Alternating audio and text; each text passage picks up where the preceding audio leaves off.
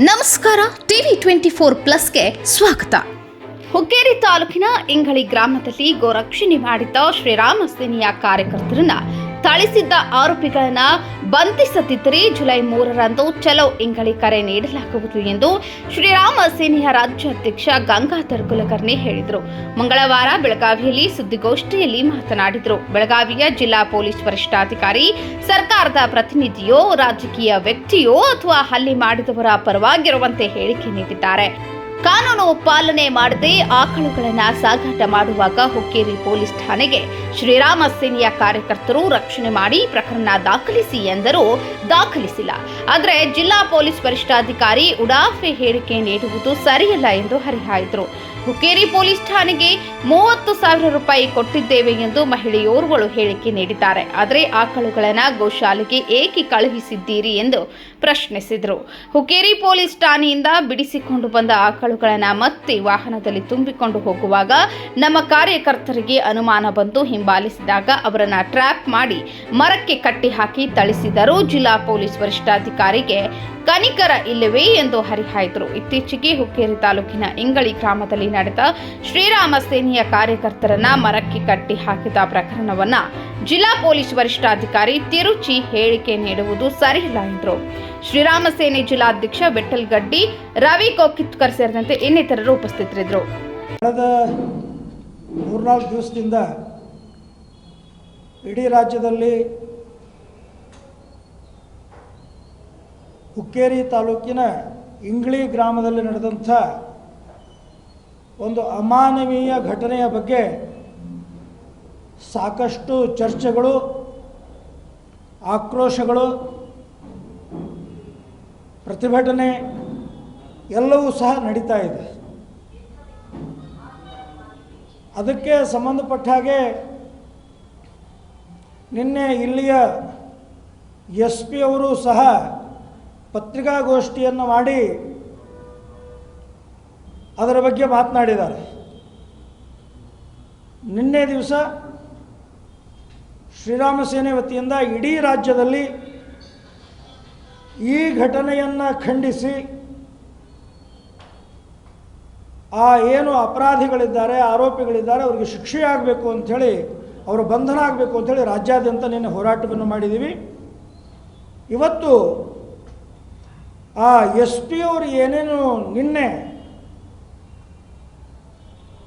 ಹೇಳಿಕೆಯನ್ನು ಕೊಟ್ಟಿದ್ದಾರೆ ಅದನ್ನು ಮಾಧ್ಯಮದ ಮುಖಾಂತರವಾಗಿ ಹೇಗೆ ಸುಳ್ಳಿನ ಕಂತೆಗಳನ್ನು ಸೃಷ್ಟಿ ಮಾಡ್ತಾ ಇದ್ದಾರೆ SP ಅವರು ಅನ್ನುವಂಥದ್ದನ್ನು ತಮ್ಮ ಮುಂದುಗಡೆಗೆ ದಾಖಲೆ ಸಮೇತವಾಗಿ ಇಡಬೇಕು ಅನ್ನುವಂಥ ದೃಷ್ಟಿಯಿಂದಲೇ ಇವತ್ತಿನ ಈ ಪತ್ರಿಕಾಗೋಷ್ಠಿಯನ್ನು ಬಂದಿರುವಂಥದ್ದು. ನಿನ್ನೆ SP ಅವರು ಮಾತಾಡೋದು ನೋಡಿದರೆ ಅವರೊಬ್ಬ ಅಧಿಕಾರಿಯೋ ಸರ್ಕಾರದ ಪ್ರತಿನಿಧಿಯೋ ಒಬ್ಬ ರಾಜಕೀಯ ವ್ಯಕ್ತಿನೋ ಅಥವಾ ಹಲ್ಲೆಕೋರರ ಪರವಾಗಿರುವಂಥವ್ರು ಅನ್ನುವಂಥದ್ದು ಭಾಳ ಸ್ಪಷ್ಟವಾಗಿ ಅದರೊಳಗೆ ಕಾಣಿಸ್ತಾ ಇದೆ. ಎಷ್ಟು ಸುಳ್ಳುಗಳನ್ನು ಹೇಳಿದ್ದಾರೆ. ಮೊದಲನೇದಾಗಿ 26ನೇ ತಾರೀಕಿಗೆ ಘಟಪ್ರಭಾ ಮತ್ತು ಗೋಕಾಕಿನ ನಮ್ಮ ಶ್ರೀರಾಮ ಸೇನೆ ಕಾರ್ಯಕರ್ತರು ಆಕಳವನ್ನು, ಗಾಡಿಯಲ್ಲಿ ಹೋಗ್ತಾ ಇರುವಂಥ ಆಕಳವನ್ನು ತಡೆದು ಅದನ್ನು ಪೊಲೀಸ್ ಸ್ಟೇಷನ್ಗೆ ತಂದು ಒಪ್ಪಿಸಿದ್ದಾರೆ. ಯಾವ ಕಾನೂನಿನಲ್ಲಿ ಈ ಗೋ ಸಾಗಾಣಿಕೆಯನ್ನು ಮಾಡಬೇಕಾದ್ರೆ ವ್ಯವಸ್ಥೆಗಳಿರಬೇಕು ಅಂತ ಹೇಳುವಂಥದ್ದಿದೆ, ಸಂಪೂರ್ಣವಾಗಿ ಅದನ್ನು ಉಡಾಯಿಸಿ ಯಾವುದೇ ನಿಯಮಗಳನ್ನು ಪಾಲಿಸ್ತಾನೆ ಆ ವಾಹನಗಳಲ್ಲಿ ಆ ಆಕಳುಗಳನ್ನು ತುಂಬಿಕೊಂಡು ಹೋಗ್ತಾ ಇರುವಂಥದ್ದನ್ನು ನಮ್ಮ ಕಾರ್ಯಕರ್ತರು ಹಿಡಿದು ಪೊಲೀಸ್ ಸ್ಟೇಷನ್ಗೆ ಕೊಟ್ಟಾಗ ಪೊಲೀಸರು ಒಂದೇ ಒಂದು FIR ಮಾಡಿಲ್ಲ. ಹೆಲ್ಮೆಟ್ ಇಲ್ಲ ಅಂತ ನೀವು ಕೇಸ್ ಹಾಕ್ತೀರಿ, ಹಾರ್ನ್ ಇಲ್ಲ ಅಂತ ಕೇಸ್ ಹಾಕ್ತೀರಿ, ಸಣ್ಣ ಸಣ್ಣ ವಿಷಯಗಳಿಗೆಲ್ಲ ಕೇಸ್ ಹಾಕ್ತೀರಿ. ಆ ಆಕಳುಗಳ ಕೆಪಾಸಿಟಿ ಡಬಲ್ ಮಾಡಿ ಆ ವಾಹನಗಳು ತೊಗೊಂಡು ಹೋಗ್ತಾ ಇದ್ದಾರೆ ಅಂತಂದರೆ FIR ಹಾಕೋದಿಲ್ಲ. ಇವರು ಕಾರ್ಯಕರ್ತರು ಬೇಕಾದಷ್ಟು ಹೇಳ್ತಾರೆ. FIR ಹಾಕಿ ಅಂಥೇಳಿ FIR ಹಾಕೋದಿಲ್ಲ. ಮತ್ತು ಅವ್ರದ್ದೇ ಭಾಷೆ ಒಳಗೆ ಆ ಕಾರ್ಯಕರ್ತರಿಗೆಲ್ಲ ಬೈದು ಅಲ್ಲಿಂದ ಕಳಿಸುವಂಥ ಪ್ರಯತ್ನವನ್ನು ಮಾಡಿದ್ದಾರೆ. ಮಾನ್ಯ SP ಅವರೇ, ನಮಗೆ ಕಾನೂನಿನ ಪಾಠ ಹೇಳ್ತಿರಲ್ಲ, ನಿಮ್ಮ ಪೊಲೀಸ್ ಸ್ಟೇಷನ್ಗೆ ಕಾನೂನಿಲ್ವಾ? ಅಲ್ಲಿ ಆ ರೀತಿಯಾಗಿ ಬಂದಂಥ ವಾಹನಕ್ಕೆ ಕೇಸ್ ಹಾಕಬೇಕು ಅನ್ನುವಂಥ ಜ್ಞಾನ ಇಲ್ವಾ ಅವರಿಗೆ, ಅಧಿಕಾರಿಗಳಿಗೆ? ನಮಗೆ ಕಾನೂನಿನ ಪಾಠ ಹೇಳಿ ಬರ್ತಿದ್ರು. 6-7 ಆಕಳುಗಳು ತುಂಬಿದ್ದಾರೆ. ಇಷ್ಟು ಸಣ್ಣ ಗಾಡಿಯಲ್ಲಿ ವಿಡಿಯೋ ಇದೆ, ತಮಗೆಲ್ಲ ಕಳಿಸ್ತೀನದು ನಾನು. ಈ ರೀತಿ ಕಾನೂನು ಬಾಹಿರವಾಗಿ ಆಕಳುಗಳನ್ನು ತುಂಬಿಕೊಂಡು ಹೋಗ್ತಾ ಇದ್ದಾರೆ. ಕೇಸ್ ಮಾಡಲಿಕ್ಕೆ ಬಿಡಿ, ಆಕಳ ಅದು ಗೋ ಸಾಗಾಣಿಕೆ, ಅದೇನು ಸಾಗಾಣಿಕೆ ಹೋಗ್ತಾ ಇತ್ತು, ಕಸಾಯಿಗೆ ಹೋಗ್ತಾ ಇತ್ತು, ಆಮೇಲೆ ನೋಡೋಣ. ಆದರೆ ಕಾನೂನು ಬಾಹಿರವಾಗಿ ಅವರು ಬಿಂದಾಸಾಗಿ ಆ ರೀತಿ ಆ ಹಸುಗಳನ್ನು ತುಂಬಿಕೊಂಡು ಹೋಗ್ತಾ ಇದ್ದಾರೆ. ಅದನ್ನು ನಿಮ್ಗೆ ಕಣ್ಣಿಗೆ ಕಾಣಿಸ್ಲಿಲ್ಲ? ಅದ್ರ ಮೇಲೆ FIR ಮಾಡಬೇಕು ಗಾಡಿ ಮೇಲೆ ಅಂತ ನಿಮ್ಗೆ ಅನಿಸ್ತಿಲ್ಲ? RTO ಯಾಕೆ ನಿಮ್ಗೆ ನೆನಪಾಗಲಿಲ್ಲ? ಏನು ನೀವು ಬಾಲಿಶ್ ಹೇಳಿಕೆ ಕೊಡ್ತಾ ಇದ್ರಿ SP ಅವರೇ? ಇದು ಮೊದಲೇದು. ಇನ್ನು ಎರಡನೇದು ಅವ್ರು ಹೇಳಿದಂಥದ್ದು ದುಡ್ಡಿನ ಬಗ್ಗೆ ಮಾತಾಡಿದ್ದಾರೆ. ಅದನ್ನು ಸಹ ವಿಡಿಯೋ ತಮಗೆ ಕಳಿಸ್ತೇನೆ, ದಾಖಲೆಗಳೆಲ್ಲ ಇದಾವೆ ನಮ್ಮ ಹತ್ರ. ಹುಕ್ಕೇರಿ ಪೊಲೀಸ್ ಸ್ಟೇಷನ್ಗೆ 30,000 ರೂಪಾಯಿಯನ್ನು ಕೊಟ್ಟಿದ್ದೀವಿ ಅಂಥೇಳಿ ಯಾರು ಇವತ್ತು ವಿಕ್ಟಿಮನ ವಿಡಿಯೋ ತೋರಿಸ್ತಾ ಇದ್ದೀರಿ, ಮಹಿಳೆಯದು, ಅದೇ ಮಹಿಳೆ 30,000 ರೂಪಾಯಿಯನ್ನು ಹುಕ್ಕೇರಿ ಪೊಲೀಸ್ ಸ್ಟೇಷನ್ನಲ್ಲಿ ಕೊಟ್ಟು ನಾವು ಆಕಳುಗಳನ್ನು ಬಿಡಿಸ್ಕೊಂಡು ಬಂದಿದ್ದೀವಿ ಅನ್ನುವಂಥದ್ದನ್ನು ಆ ವಿಡಿಯೋದಲ್ಲಿ ಅದೇ ತಾಯಿ ಒಪ್ಕೊಂಡಿದ್ದಾಳೆ, ಅವರೇ ಒಪ್ಕೊಂಡಿದ್ದಾರೆ. ಎರಡನೇದು ಹುಕ್ಕೇರಿ ಆಮೇಲೆ ಆದಂಥ ಘಟನೆ MK ನೋಡಿ, ಆಮೇಲೆ ಅದು ಅಂದರೆ 26 ಹೇಳ್ತಾ ಇದ್ದೆ, 26ನೇ ತಾರೀಕಿಗೆ ಅಲ್ಲಿಂದ ಅಕಸ್ಮಾತ್ ಆಕಳುಗಳು ಸರಿಯಾಗಿನೇ ಇತ್ತು ಅಂತಂದರೆ ಹುಕ್ಕೇರಿ ಪೊಲೀಸ್ ಸ್ಟೇಷನ್ನಿಂದ ಗೋಶಾಲೆಗೆ ಯಾಕೆ ಕಳಿಸಿದ್ರಿ? ಸರಿ ಇದ್ರೆ ಗೋಶಾಲೆಗೆ ಯಾಕೆ ಕಳಿಸಿದ್ರಿ? ಅಲ್ಲೂ ಸಹ ನಿಮ್ಮದು ಏನು ವ್ಯವಸ್ಥೆ. ಇನ್ನು ಮೂರನೇದು, ಆ ಗೋಶಾಲೆಯಿಂದ 28ನೇ ತಾರೀಕಿಗೆ ಆಕಳುಗಳನ್ನು ಬಿಡುಗಡೆ ಮಾಡಿ ಕಳಿಸಿದ್ರು. ನಮ್ಮ ಕಾರ್ಯಕರ್ತರು ಹೋಗಿದ್ದಾರೆ, ಅದ್ರ ಬಗ್ಗೆ ಕಂಪ್ಲೇಂಟ್ ಅಂದರೆ ಪೂರ್ತಿ ತಕರಾರು ಇದೆ. ಆವಾಗ ಒಂದು ಸೌಜನ್ಯಕ್ಕಾದರೂ ಆಗಲಿ, ನೋಡ್ರಪ್ಪ ನೀವು ಬಂದು ಹೇಳಿದರೆ ಅವರು ಮಾಲಕರು ಬಂದಿದ್ದಾರೆ, ಅವರು ದಾಖಲೆಗಳನ್ನು ಕೊಟ್ಟಿದ್ದಾರೆ, ಆ ಆಕಳುಗಳನ್ನು ವಾಪಸ್ ಅವ್ರಿಗೆ ಕೊಟ್ಟು. ಹೇಳಿಕೆ ಒಂದ್ಸರಿ ನೋಡಿ, ಆ ಮಹಿಳೆಯ ಹೇಳಿಕೆ ನೋಡಿ ಒಂದ್ಸರಿಗೆ, ಕಿವಿ ಕಣ್ಣು ತೆಗೆದು ನೋಡಿ ಒಂದ್ಸರಿ. ಕೇವಲ ಹಿಂದೂ ಸಂಘಟನೆಗಳ ಮೇಲೆ ಆರೋಪ ಮಾಡೋದಲ್ಲ. ಅದೇ ಮಹಿಳೆ ಹೇಳ್ತಾಳೆ, ನಮ್ಮ ಯಜಮಾನರು ಗಾಡಿ ತಂದು ನಿಂದ್ರಿಸಿ ಅವ್ನು ಕೆಳಗಿಳಿಸ್ತಿರ್ಬೇಕಾದ್ರೆ ಇವ್ರು ಹುಡುಗರು ಬಂದರು, ಎಳೆದಾಟ ಆಯಿತು. ಅಕ್ಕಿನೇ ಕೊಟ್ಟಿದ್ದ ಸ್ಟೇಟ್ಮೆಂಟ್ ಇದು. ಎಳೆದಾಟ ಆಯಿತು, ಆಮೇಲೆ ಒಂದಿಬ್ಬರು ಹೆಣ್ಮಕ್ಳು ನಾವು ಹೋದ್ವಿ, ನಮ್ಮ ಜೊತೆ ತಳ್ಳಾಟ ಆಯಿತು, ಆಮೇಲೆ ಜನ ಎಲ್ಲ ಸೇರಿದರು, ಇವರು ಓಡೋಗೋಕ್ಕೆ ಪ್ರಯತ್ನ ಮಾಡಿದ್ರು, ಹೊಡೆದ್ವಿ ಅಂಥೇಳಿ ಅಕ್ಕಿನೇ ಓಪನ್ ಆಗಿ ಹೇಳ್ತಾ ಇದ್ದಾರೆ. ನೀವೇನು ಹೇಳ್ತಾ ಇದ್ರಿ? ಇವತ್ತು ಮನೆಯಲ್ಲಿ ಹೋಗ್ತಿದ್ರು, ಯಾರನ್ನು ನೀವು ಬಚಾವ್ ಮಾಡ್ಲಿಕ್ಕೆ ಹೊರಟಿದ್ದೀರಿ? ಯಾರು ಹುಡುಗಾಟ ಮಾಡ್ತಾ ಇದ್ರಿ? ಗೋರಕ್ಷಕರ ಬಗ್ಗೆ ಅಷ್ಟೊಂದು ಲಘುವಾಗಿ ಮಾತಾಡ್ತೀರಿ ನೀವು. ಮಹಿಳೆಯರ ಬಗ್ಗೆ ನಿಮ್ಗೆ ಎಷ್ಟೆಲ್ಲ ಗೌರವ ಇದೆ ನಮಗೂ ಗೊತ್ತಿದೆ. ಭಾಳ ಅದನ್ನು ಹೇಳ್ತಾ ಹೋದ್ರೆ ಬೇರೆ ಕಡೆ ಹೋಗುತ್ತದಿಲ್ಲ. ಮಹಿಳೆಯರ ಬಗ್ಗೆ ಒಂದು ನಮಗೆ ಪಾಠ ಕಲಿಸ್ತೀವಿ ನೀವು. ಯಾವುದೇ ರೀತಿಯಾಗಿ ಮನೆಯೊಳಗೆ ಹೋಗಲಿಲ್ಲ, ಆ ಮಹಿಳೆನೇ ಒಪ್ಕೊಂಡಿದ್ದಾರೆ. ಇವರು ಕೂತ್ಕೊಂಡು ಇಡೀ ರಾಜ್ಯಕ್ಕೆ ಹೇಳ್ತಾರೆ ಇಷ್ಟು ಸುಳ್ಳು ಹೇಳೋದು. ಅದ್ರದ್ದು ಫೋಟೋ ಇದ್ದಾವೆ.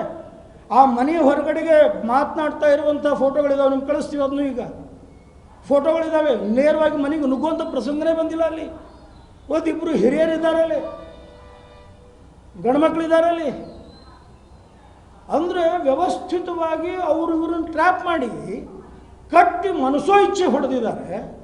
ಅದರ ಬಗ್ಗೆ SP ಅವರಿಗೆ ಯಾವುದೇ ರೀತಿಯಾದಂಥ ಕನಿಕರ, ಯಾವುದೇ ರೀತಿಯಾದಂಥ ಮಾನವೀಯತೆ ಒಂದು ಇಂಚೂ ಸಹ ಕಾಣಿಸ್ತಾ ಇಲ್ಲ. ಇದ್ರ ಜೊತೆಗೆ ಇನ್ನೊಂದು ಭಾಳ ಒತ್ತಿ ಹೇಳಿದ್ದಾರೆ, ರೌಡಿ ಶೀಟರ್ ಇದ್ದಾರೆ. ಸ್ವಾಮಿ, ಅದೇ ಹುಕ್ಕೇರಿಯಲ್ಲಿ 35-40 ಜನ ರೌಡಿ ಶೀಟರ್ ಇದ್ದಾರೆ. ಇಡೀ ರಾಜ್ಯದಲ್ಲಿ ಸಾವಿರಾರು ಜನ ರೌಡಿ ಶೀಟರ್ ಇದ್ದಾರೆ. ರೌಡಿ ಶೀಟರ್ ಡೆಫಿನೇಷನ್ ನಮ್ಗೆ ಗೊತ್ತಿದೆ. ನಿಮ್ಮ ರಾಜಕೀಯ ಒತ್ತಡಕ್ಕೆ ಯಾವ್ಯಾವ ಕಾರ್ಯಕರ್ತರಿಗೆ ಯಾವ್ಯಾವ ರೀತಿಯಾಗಿ ರೌಡಿ ಶೀಟ್ರು ಮಾಡ್ತಾ ಇದ್ದೀರಿ ಅನ್ನುವಂಥದ್ದು ಭಾಳ ಸ್ಪಷ್ಟವಾಗಿ ಗೊತ್ತಿದೆ. ಕಂಡವರೆಲ್ಲ ರೌಡಿ ಶೀಟ್ರು. ಯಾರು ಗೋಹತ್ಯೆ ಅಂತ ಹಿಡಿತಾರೋ ಅವರು ರೌಡಿಗಳು, ಯಾರು ಲವ್ ಜಿಹಾದೊಳಗೆ ಭಾಗವಹಿಸ್ತಾರೋ ಅವರು ರೌಡಿಗಳು, ಯಾರು ಮತಾಂತರ ತಡಿಲಿಕ್ಕೆ ಹೋಗ್ತಾರೋ ಅವರು ರೌಡಿಗಳು. ಮೊನ್ನೆ ಇದೇ ಮಾದರಿಯಲ್ಲಿ ಮಂಗಳೂರಿನಲ್ಲಿ ಮಾಡಿದ್ದಕ್ಕೆ ನಿಮಗೆ ಹೈಕೋರ್ಟ್ ಯಾವ ರೀತಿ ಛೀಮಾರಿ ಹಾಕಿದೆ ಒಂದ್ಸಲ ಆತ್ಮಾವಲೋಕನ ಮಾಡಿಕೊಳ್ಳಿ. ಯಾರನ್ನು ನೀವು ಯಾವ ದೃಷ್ಟಿಯಿಂದ ನೋಡ್ತಾ ಇದ್ದೀರಿ, ಯಾರನ್ನು ಬಚಾವ್ ಮಾಡಲಿಕ್ಕೆ ಹೊರಟಿದ್ದೀರಿ ನೀವು? ಇವತ್ತು ನಿಮ್ಮ ಪೊಲೀಸ್ ಸ್ಟೇಷನ್ಗಳಲ್ಲಿ ನುಗ್ಗಿ ಹೊಡೆಯುವಂಥವ್ರನ್ನು, ನಿಮ್ಮ ಪೊಲೀಸ್ ಸ್ಟೇಷನ್ಗೆ ಬೆಂಕಿ ಹಾಕುವಂಥವ್ರನ್ನು, ಈ ರೀತಿ ತಾಲಿಬಾನ್ ಮಾದರಿಯೊಳಗೆ ಕಂಬಕ್ಕೆ ಕಟ್ಟಿ ಈ ಮರಕ್ಕೆ ಕಟ್ಟಿ ಹೊಡೆಯುವಂಥವ್ರನ್ನ ರಕ್ಷಣೆ ಮಾಡಲಿಕ್ಕೆ ಒಬ್ಬ ಎಸ್ ಪಿ ನಿಂತ್ಕೊಳ್ತಾ ಇದ್ದಾರೆ. ಇದು ಆ ರೌಡಿ ಶೀಟ್ರ್ ಬಗ್ಗೆ ನೀವು ಹೇಳ್ತಾ ಇದ್ದೀರಲ್ಲ, ಇದ್ದಂಥ ಕೇಸ್ಗಳೇ 7. ಅದರಲ್ಲಿ ಈಗ ಆಲ್ರೆಡಿ 4 ಬಿದ್ದು ಹೋಗಿದೆ. ಇನ್ನು 3 ಕೇಸ್ ನಡೆದಿದೆ. 26ನೇ ತಾರೀಕಿಗೆ ಕೋರ್ಟ್ ಇತ್ತು. ಆ ನಿಮಿತ್ತವಾಗಿ ಆ ವ್ಯಕ್ತಿ ಬಂದಿದ್ದಾರೆ. ಏನೋ ಸಹಜವಾಗಿ ಇವ್ರ ಜೊತೆಗೆ ಹೋಗಿದ್ದಾರೆ ಬಿಟ್ಟರೆ ಇದ್ರ ಜೊತೆಗೆ. ಹಾಗಾದರೆ ನಿಮ್ಮ ಡಿಪಾರ್ಟ್ಮೆಂಟ್ ಏನು ಮಾಡ್ತಾ ಇದೆ? ನೀವು ಹೇಳಿದ್ರಲ್ಲ ನೀನೇ ಕಲಬುರಗಿಗೆ ಕಳಿಸಿದ್ವಿ. ಕಲಬುರಗಿಯಿಂದ ಇಲ್ಲಿಗೆ ಬಂದದ್ದು ನಿಮ್ಗೆ ಮಾಹಿತಿ ಇರಲಿಲ್ವಾ? ಇಲ್ಲಿ ಹುಕ್ಕೇರಿಯೊಳಗೆ ಇದ್ದದ್ದು ನಿಮಗೆ ಮಾಹಿತಿ ಇರಲಿಲ್ವಾ? ಅದ್ರ ಜೊತೆಗೆ ಹೊಡೆದಾಟದಾದ ನಂತರ ಈ ಘಟಪ್ರಭಾ ಸ್ಟೇಷನ್ನಿಗೆ ಹೋದಾಗ ಅಲ್ಲಿ ಅವನು ಇದ್ದಲ್ಲ, ರೌಡಿ ಶೀಟ್ರ್ ಇದ್ದಿದ್ದು, ನೀ ಹೆಂಗೆ ಬಂದಿದ್ದು ಅಂತೇಳಿ ಅಲ್ಲೇ ಹಿಡಿಬೇಕಿತ್ತು. ಯಮಕನ್ಮರಡಿ ಘಟಪ್ರಭಾ ಸ್ಟೇಷನಿಗೆ ಬಂದಾಗ ಡ್ಯಾಮ್ ಇದಕ್ಕೆ ಓಟಿಗೆ ಬಂದ ಅಲ್ಲಿ ಔಟ್ ಸ್ಟೇಷನಿಗೆ ಬಂದಾಗ ಅಲ್ಲೇ ಹಿಡಿಬೋದಿತ್ತಲ್ಲ. ಒಂದೇ ನಿಮಿಷ ನಾನು ಮುಗಿಸ್ಬಿಡ್ತೀನಿ ಅದಕ್ಕೂ ಬರ್ತೀನಿ. ಸೊ ಆವಾಗ ಅವನು ಅರೆಸ್ಟ್ ಮಾಡ್ಬೋದಿತ್ತಲ್ಲ. ಅಂದರೆ ನಿಮಗೂ ಗೊತ್ತಿದೆ ಅವನು ರೌಡಿ ಶೀಟರ್ ಯಾವುದೇ ರೀತಿಯಾಗಿ ಸಮಾಜ ಘಾತಕ ಅಲ್ಲ, ಯಾವುದೇ ರೀತಿಯಾಗಿ ಅವರು ಸಮಾಜ ಕಂಟಕ ಅಲ್ಲ. ಅವನಿಗೆ ನೀವು ಟಾರ್ಗೆಟ್ ಮಾಡಿದ್ದೀರಿ. 2 ವರ್ಷದಲ್ಲಿ 3 ಸಾರಿ ಗಡಿಪಾರು ಮಾಡಿದ್ದೀರಿ.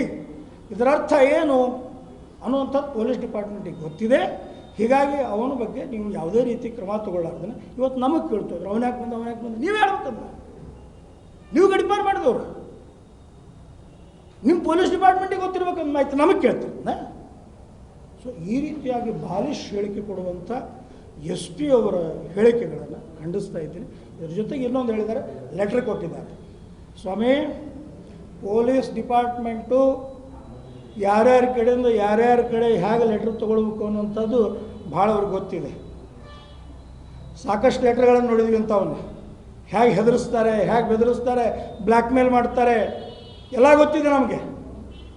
ಇದ್ರ ಜೊತೆಗೆ ನಮ್ಮ ಕಾರ್ಯಕರ್ತರು ಯಾರೂ ಸಹ ಲೆಟರನ್ನು ಬರೆದು ಕೊಟ್ಟಿಲ್ಲ.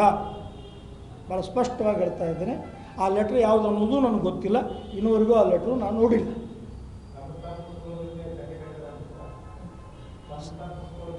100% ಇವತ್ತು ಇಡೀ ಈ ಜಿಲ್ಲೆಯೊಳಗೆ ಚಾಲೆಂಜ್ ಮಾಡ್ತೀನಿ, ಎಸ್ ಪಿ ಅವರಿಗೆ ಬರಲೇಬೇಕಿದ್ರೆ ನನ್ನ ಜೊತೆಗೆ ದಾಖಲೆ ಸಮೇತ ಕೊಡ್ತೀವಿ. ಎಲ್ಲೆಲ್ಲಿ ಕಸಾಯಿಖಾನೆಗಳಿದಾವೆ, ಅಕ್ರಮ ಕಸಾಯಿಖಾನೆಗಳು, ಎಲ್ಲೆಲ್ಲಿ ಗೋ ಸಾಗಾಣಿಕೆ ಆಗುತ್ತೆ, ಯಾವ್ಯಾವ ಮಾರ್ಕೆಟ್ನಲ್ಲಿ ಆಗುತ್ತೆ, ಯಾವ್ಯಾವ ದಿವಸ ಎಲ್ಲೆಲ್ಲಿಂದ ಹೋಗುತ್ತೆ ಅನ್ನೋಂಥದ್ದು ಪೂರ್ತಿ ಮಾಹಿತಿ ಕೊಡ್ತೀವಿ. ಮೊನ್ನೆನೇ ಇದು ಬಕ್ರೀದ್ ಸಂದರ್ಭದೊಳಗನೆ ಎಷ್ಟು ಕಡೆ ಫೋನ್ ಮಾಡಿದ್ವಿ ನಾವು ನಿಮಗೆ. ಎಷ್ಟು ಕಡೆ ರಕ್ಷಣೆ ಮಾಡ್ಲಿಕ್ಕೆ ಬಂದ್ರಿ ನೀವು? ಪೊಲೀಸರು ಹೇಳಬೇಕು ಅಂತ ಹೇಳ್ತಿರಲ್ಲ, ನಿಮ್ಗೆ ಎಷ್ಟು ಫೋನ್ ಹೇಳಿದ್ವಿ ನಾವು? ನೀವು ಆ ರೀತಿ ಕಟ್ಟುನಿಟ್ಟಾಗಿ ಆ ಗೋವಿನ ವಿಷಯದಲ್ಲಿ ಇದ್ದಿದ್ರೆ ಇವತ್ತು ಈ ಪರಿಸ್ಥಿತಿ ಬರ್ತಾ ಇರಲಿಲ್ಲ. ನಾವ್ಯಾಕೆ ರಸ್ತೆಗೆ ಬರ್ತಾ ಇದ್ವಿ? ಇಲ್ಲಿಗಲಾಗಿ ಅವ್ರು ಹೋಗ್ತಾ ಇರೋದಕ್ಕೆ ಇವತ್ತು ನಿಮ್ಗೆ ದುಡ್ಡು ಕೊಡ್ತಾ ಇದ್ದಾರೆ. ನೀವು ದುಡ್ಡು ತಿಂತೀರಿ ಅಂತೇಳಿ ಹಿಂದೂ ಕಾರ್ಯಕರ್ತರಿಗೂ ಆ ಲೇಬಲ್ ಹಾಕ್ಲಿಕ್ಕೆ ಬರ್ತೀರಿ. ಆ ಮಹಿಳೆನೇ ಹೇಳಿದಾಳೆ 30,000 ಕೊಟ್ಟಿದ್ದೀವಿ ಅಂತೇಳಿ. ನೀವು ದುಡ್ಡು ತಿಂತಾ ಇದ್ದೀರಿ. ಇವತ್ತು ಹಿಂದೂ ಸಂಘಟನೆಗಳನ್ನು, ಗೋರಕ್ಷಕರಿಗೆ ಆ ಬ್ರ್ಯಾಂಡ್ ಹಾಕ್ಲಿಕ್ಕೆ ಹೋಗ್ತಾ ಇದ್ದೀರಿ. ಸೊ ಇದನ್ನು ನಾವು ಸಹಿಸೋದಿಲ್ಲ ಅನ್ನುವಂಥದ್ದನ್ನು ಹೇಳ್ತಾ ಇದ್ದೀನಿ. ಇನ್ನೂ ಕಂಪ್ಲೇಂಟ್ ಕೊಟ್ಟಿಲ್ಲ ಅಂತ ಹೇಳ್ತಾ ಇದ್ದಾರೆ.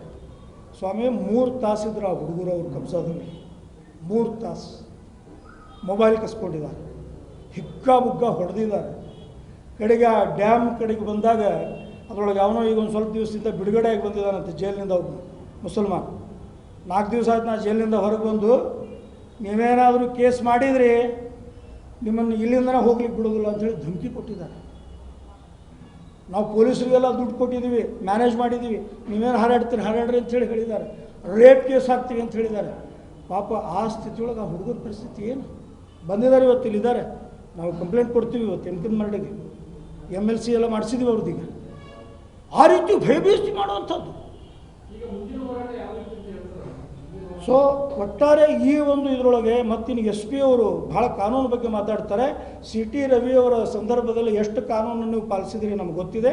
ಒಬ್ಬ ಶಾಸಕರ ಬಗ್ಗೆ ಅವ್ರನ್ನ ಇಡೀ ರಾತ್ರಿ ನೀವು ಯಾವ ರೀತಿಯಾಗಿ ನಡೆಸ್ಕೊಂಡ್ರಿ, ಯಾವ ರೀತಿಯಾಗಿ ಸರ್ಕಾರದ ಕೈಗೊಂಬೆಯಾಗಿ ಕೆಲಸ ಮಾಡಿದ್ರಿ ಅನ್ನೋಂಥದ್ದು ಗೊತ್ತಿದೆ. ಈ ಒಂದು ಪಂಚಮಸಾಲಿ ಹೋರಾಟದಲ್ಲಿ ಸ್ವಾಮೀಜಿಗಳ ಮೇಲೆ, ಆ ಒಂದು ಕಾರ್ಯಕರ್ತರ ಮೇಲೆ, ನಾಗರಿಕರ ಮೇಲೆ ಯಾವ ರೀತಿಯಾಗಿ ನೀವು ಬಿಹೇವ್ ಮಾಡಿದ್ದೀರಿ ಅನ್ನುವಂಥದ್ದು ಇಡೀ ರಾಜ್ಯ ನೋಡಿದೆ. ಹೀಗಾಗಿ ಕಾನೂನಿನ ಪಾಠ ನಮಗೆ ಹೇಳೋದು ಬೇಡ. ನೀವು ಯಾವ ರೀತಿಯಾಗಿ ಸರ್ಕಾರದ ಕೈಗೊಂಬೆಯಾಗಿ ನೀವು ಕೆಲಸ ಮಾಡ್ತಾಯಿದ್ರೆ ಅದನ್ನು ಸರಿ ಮಾಡಿಕೊಂಡ್ರೆ ಈ ಜಿಲ್ಲೆಯೊಳಗೆ ಶಾಂತಿ ಸುವ್ಯವಸ್ಥೆ ಇರುತ್ತೆ ಅನ್ನುವಂಥದ್ದನ್ನು ಅವ್ರಿಗೆ ಹೇಳೋಕ್ಕೆ ಬಯಸ್ತಾ ಇದ್ದೀನಿ. ಇದರ ಜೊತೆಗೆ ನಾವೀಗ ಆಲ್ರೆಡಿ ಹೇಳಿದ್ದೀವಿ, 3ನೇ ತಾರೀಕು ಜುಲೈ 3ನೇ ತಾರೀಕಿಗೆ ಚಲೋ ಇಂಗ್ಳಿ ಅನ್ನುವಂಥ ಕರೆಯನ್ನು ಕೊಟ್ಟಿದ್ದೀವಿ. ಆ ವಿಡಿಯೋದಲ್ಲಿ 35-40 ಜನ ಇದ್ದಾರೆ. ಮೊದಲಿಗೆ ಹೊಡೆಯೋದ ಮಹಿಳೆ. ಯಾಕಿಲ್ಲ ಆ ಮಹಿಳೆ ಹೆಸರು ಅದರಲ್ಲಿ? ಯಾಕೆ ಆ ಮಹಿಳೆ ಬಗ್ಗೆ ಅಷ್ಟೊಂದು ಅನುಕಂಪ ನಿಮಗೆ? ಮುಸ್ಲಿಂ ಅಂತ.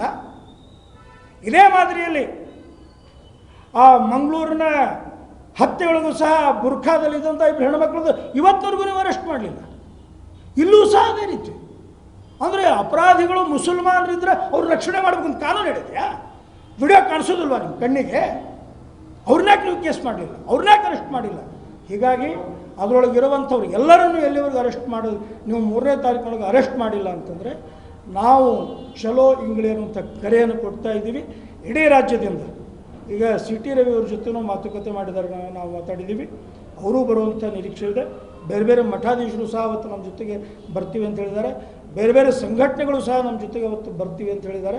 ಅವತ್ತು ದಿವಸ ಏನಾಗುತ್ತೆ ಅದಕ್ಕೆ ನೇರ ಹೊಣೆ ಇಲ್ಲಿಗೆ ಎಸ್ ಪಿ ಅವರು ಆಗ್ತಾರೆ, ಸರ್ಕಾರ ಆಗುತ್ತೆ ಅನ್ನೋಂಥದ್ದು ಭಾಳ ಸ್ಪಷ್ಟವಾಗಿ ಹೇಳ್ತೀವಿ.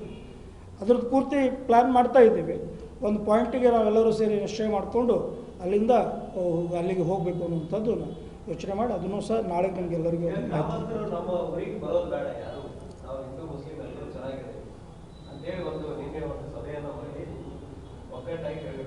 ಸರಿ. ಅವ್ರು ಎಲ್ಲಿದ್ರು ಅಂತೀವಿ ಹೊಡಿಬೇಕಾದ್ರೆ? ಗ್ರಾಮದೊಳಗೆ ಕಟ್ಟಿ ಹೊಡಿಬೇಕಾದ್ರೆ ಎಲ್ಲಿದ್ರು ಇವರು? ನಮ್ಮ ಊರದೊಳಗೆ ಶಾಂತಿ ಬೇಕಪ್ಪ, ಇದು ಸರಿಯಲ್ಲ, ಯಾರೋ ಬಂದಿದ್ದಾರೆ ಹುಡುಗರು ಕುಡಿಸಿ ಮಾತಾಡೋಣ, ಸರಿ ಮಾಡೋಣ ಅಂತ ಹೇಳಿ ಅವರು ಕುಡಿಸಿ ಮಾತಾಡೋದು ಬಿಟ್ಟು ಹಿಕ್ಕಾಮ್ಗೆ ಹೊಡಿಬೇಕಾದ್ರೆ ಎಲ್ಲಿ ಹೋಗಿದ್ರು ಹಿರಿಯರು? ಕಾನೂನು ಕೈ ತೊಳಕ್ಕೆ ಹೇಳಿದಾರ? ನಮಗೆ ಕಾನೂನು ಬಗ್ಗೆ ಹೇಳ್ತಾರಲ್ಲ ಇವರು. ಇವ್ರು ಯಾರು ಆ ಊರು ಬರ್ಲಿಕ್ಕೆ ಬರಬೇಡ ಅಂತ ಹೇಳಲಿಕ್ಕೆ? ಏನು ರಿಪಬ್ಲಿಕ್ ಅದು? ಹೊಡಿಬೇಕಾದ್ರೆ ಎಲ್ಲಿ ಹೋಗಿದ್ರು ಇವ್ರು ಹಿರಿಯರು? ಅವಾಗ ಅರ್ಥ ಆಗಲಿಲ್ಲ ಅವರಿಗೆ. ಸೊ ಹೀಗಾಗಿ ಅವರು ಏನು ಹೇಳ್ತಾರೆ ಅಥವಾ ಸರ್ಕಾರ ಏನು ಹೇಳುತ್ತೆ ಅದನ್ನೆಲ್ಲ ನಮಗೆ ನ್ಯಾಯ ಬೇಕು.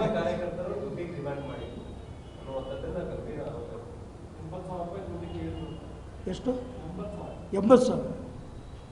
ಅದನ್ನು ವಿಡಿಯೋ ಕಳಿಸ್ತೀನಿ ನಿಮಗೆ. ಅವನು ಆ ಮಹಿಳೆ ಒಬ್ಬಕ್ಕೆ ಏನು ಹೇಳಿದ್ದಾಳೆ, ಅದ್ರ ಜೊತೆಗೆ ಆ ಗಾಡಿ ಡ್ರೈವರು ಏನು ಹೇಳಿದ್ದಾನೆ, ಮಾಧ್ಯಮವನ್ನು ಕರ್ಕೊಂಡು ಹೋಗಿದ್ದಾರೆ ನಮ್ಮ ಹುಡುಗರು ಗಾಡಿ ಹಿಡ್ದಾಗ. ಇಷ್ಟಾದರೂ ಬುದ್ಧಿ ಬೇಡವಾ ಡಿಪಾರ್ಟ್ಮೆಂಟ್ನವ್ರಿಗೆ ಸುಳ್ಳು ಹೇಳಲಿಕ್ಕೆ? ಅಲ್ಲ ರೀ, ರೊಕ್ಕದ ಡಿಮಾಂಡ್ ಮಾಡ್ಬೇಕಾದ್ರೆ ಯಾರಾದರೂ ಮಾಧ್ಯಮವನ್ನು ಕರ್ಕೊಂಡು ಹೋಗ್ತಾರೆ? ಮಧ್ಯಾಹ್ನದಲ್ಲಿ ರಸ್ತೆಯೊಳಗೆ ನಿಂದ್ರಿಸ್ಕೊಂಡು ಯಾರಾದರೂ ಆ ರೀತಿ ಇಡೀ ಊರು ನೋಡ್ತಾ ಇದೆ, ಅಲ್ಲಿ ದುಡ್ಡು ಕೇಳಲಿಕ್ಕಾಗತ್ತಾ? ನೀವು ದುಡ್ಡು ತಿನ್ನುವಂಥದ್ದು ಹವ್ಯಾಸ, ಆ ಕೆಟ್ಟ ಚಟ ನಿಮಗಿದೆ. ನೀವು ಬರ್ಬಾದ್ ಮಾಡಿದಿರಿ. ಇವತ್ತು ಈ ದೇಶದೊಳಗೆ ಎಲ್ಲ ಅನರ್ಥಗಳಿಗೆ ಕಾರಣ ನಿಮ್ಮ ಭ್ರಷ್ಟಾಚಾರ, ಇಲಾಖೆ ಒಳಗಿರುವಂಥ ಭ್ರಷ್ಟಾಚಾರ. ಭಯೋತ್ಪಾದಕರನ್ನು ಬಿಡ್ತೀರಿ, ರೇಪಿಸ್ಟ್ಗಳನ್ನು ಬಿಡ್ತೀರಿ, ಎಲ್ಲ ಕೊಲೆಗಾರರನ್ನು ಬಿಡ್ತೀರಿ. ನೀವು ದುಡ್ಡು ತೊಗೊಂಡು ಇಡೀ ರಾಜ್ಯದ ವ್ಯವಸ್ಥೆಯನ್ನು ಹಾಳು ಮಾಡಿದಂಥದ್ದು ಪೊಲೀಸ್ ಡಿಪಾರ್ಟ್ಮೆಂಟ್. ನೀವು ಮಾತಾಡ್ತೀರಿ, ನಾಚಿಕೆ ಬರಬೇಕು. ಎಂಥ ಅನಾಹುತಗಳನ್ನು ಮಾಡಿದ್ದೀರಿ ನೀವು ಇಡೀ ರಾಜ್ಯದೊಳಗೆ ದುಡ್ಡು ತಿಂದು. ಯಾರ್ಯಾರು ಬಿಡುಗಡೆ ಮಾಡಿದ್ದೀರಿ ನೀವು ಗೊತ್ತಿದೆ ನಮಗೆ. ನಮಗೆ ಹೇಳ್ತೀರಿ ದುಡ್ಡಿನ ವಿಷಯದ ಬಗ್ಗೆ. ನೀವು ತಿಂತಾ ಇದ್ದೀರಿ ಅನ್ನೋದು ಇಡೀ ರಾಜ್ಯಕ್ಕೆ ಗೊತ್ತಿದೆ. ಪೊಲೀಸ್ ಸ್ಟೇಷನ್ ಅಂದರೆ ಪೊಲೀಸರಂದರೆ ತೂತು ತಗೊಳ್ಳುವಂಥ ಮಟ್ಟಕ್ಕೆ ನೀವು ಬಂದಿದ್ದೀರಿ. ರಸ್ತೆದೊಳಗೆ ನಿಂತ್ಕೊಂಡು 500,000 ರೂಪಾಯಿಗೆ ಇವರು ಕೈ ಹೊಡ್ತಾರೆ ಅಂತೇಳಿ ಇಡೀ ಸಮಾಜ ಮಾತಾಡಿ ನಿಮಗೆ ಮರ್ಯಾದೆ ಕೊಡ್ತಾ ಇದ್ದೀರಿ. ಈಗ ಗೋರಕ್ಷಕರ ಬಗ್ಗೆ ಈ ರೀತಿ ಅಪಪ್ರಚಾರ ಮಾಡುವಂಥದ್ದು. ಸೊ ಇದನ್ನು ನಾವು ಸಹಿಸಲಿಕ್ಕೆ ಸಾಧ್ಯವಿಲ್ಲ.